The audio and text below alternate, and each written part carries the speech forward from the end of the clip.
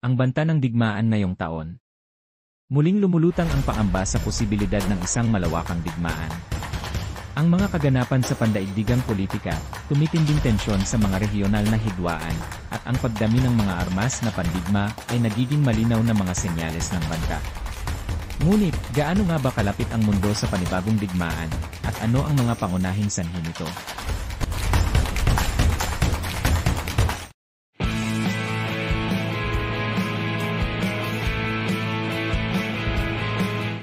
Ang patuloy na alitan sa pagitan ng mga makapangyarihang bansa, gaya ng Estados Unidos, China, at Russia ay patuloy na nagpapataas ng tensyon sa pandaigdigang seguridad.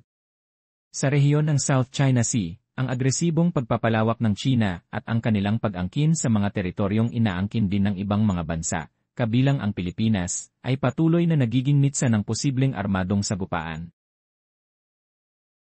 Ang digmaan sa pagitan ng Russia at Ukraine ay patuloy na nagpapakita ng kahinaan ng pandaigdigang sistema ng diplomasya.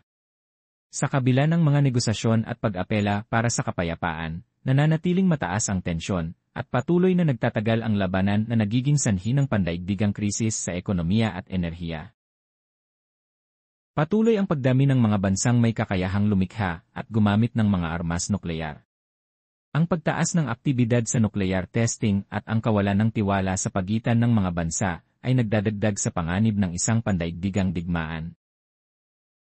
Ang mga lokal na hidwaan tulad ng sa South China Sea at Taiwan Strait ay may posibilidad na lumala at humantong sa mas malawak na alitan.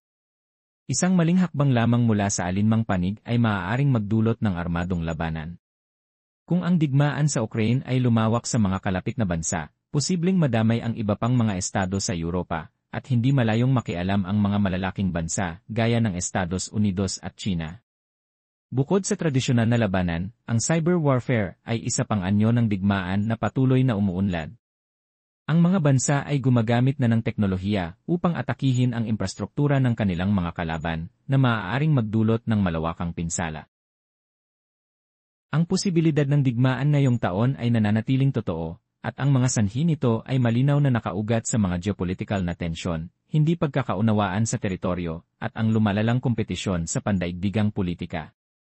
Sa ganitong sitwasyon, mahalaga ang maingat na diplomasya, masusing dialogo, at aktibong partisipasyon ng mga bansa upang maiwasan ang isang pandaigdigang trahedya. Ang mundo ay nasa kritikal na yugto, at ang bawat aksyon ay maaaring magdulot ng malaking pagbabago sa kasaysayan ng sangkatauhan. Kung nagustuhan mo ang video na to, like and subscribe na mga kabayan. Thanks for watching.